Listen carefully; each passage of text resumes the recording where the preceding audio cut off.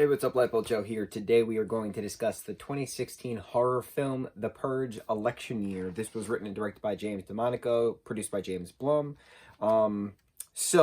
Mathematically, well, I'll just go down my list of Purge stuff. Purge Election Year came out took place March 21st, 2040. Came out July 1st, 2016. So we get a backstory on, let me just go through this. So Frank Grillo's Leo Barnes' character is back after the second film, Anarchy. He's only called Sergeant in that film.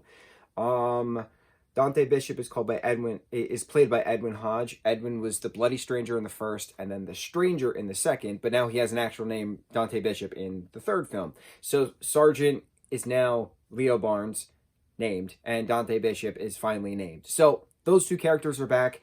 Dante's characters in the first, second, and third film, respectively. And now he's, part of the revolution, trying to stop the Purge. And, what is her name? Elizabeth Mitchell. She plays Senator Charlie Rowan. She is a survivor of Purge. Her family was slaughtered 18 years ago, something like that, as opposed to the 2040 plot point, what is starting now. So the current president, the current leaders of the new founding fathers of America, the white nationalists that they are trying to make sure that she is not elected president, so there's an assassination attempt. But in the process, the revolutionary is trying to start an assassination attempt on the minister, who is one of the leaders of the new founding fathers, who's running for election himself. So it's a very, should we kill this bad person? Should we not kill this bad person? How do you win an election properly? And this is so reminiscent of the 2016 election cycle of how you win an election. The Electoral College is useless. It's just because you win the popular vote doesn't mean you become president. It's a mind-boggling concept. And then we experienced the chaos yet again in 2020. Even more so with a full insurrection attack on the Capitol on January 6th of 21. So it's so weird watching art imitate life, but in retrospect, it feels like a documentary when you watch these films. It's just so crazy how this country is. But it's great to see it in a fictitious standpoint, reminiscing on the fact of purging on a March 21st, 12-hour basis. So that's the plot. It's trying to win an election by standing true to your beliefs. Should people still purge? Should people not still purge? Two different sides of the aisle. And so having the fight scenes and the costumes, the makeup and the masks, it was just such a great action film. They're great action films. The stunts are incredible. The kill plots are creative, very reminiscent to Saw, some of the things. Tripwire does this, Sneak Attack does that.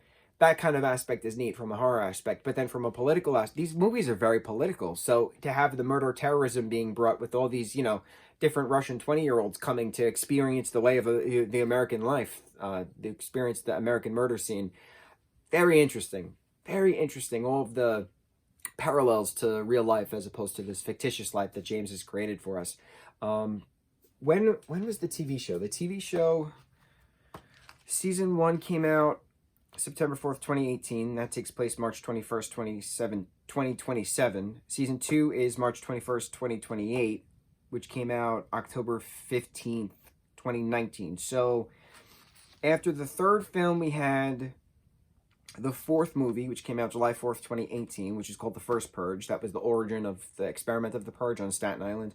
Then 2018, 2019, we had Season 1, Season 2. And then Forever Purge just came out July 2nd, 2021. So we're going to watch that. We're going to talk about it. I love this franchise. I love how creepy and disturbing it is just because of how reminiscent to real life it actually is. The whole white nationalist aspect of using religion as a weapon. It's horrifying in real life and it's horrifying in the films. It's greatly portrayed. It's not fantasized at all. It's not, deliberately blown out of proportion. It is exactly what you see. It's scary, very scary. But that's what makes this the greatest horror series in regards to fear factor, just because of how the country works and how certain people's mindsets work and how it's represented on film. Super creepy, super creepy. Absolutely love it. On to the next review. Mucho mahalo.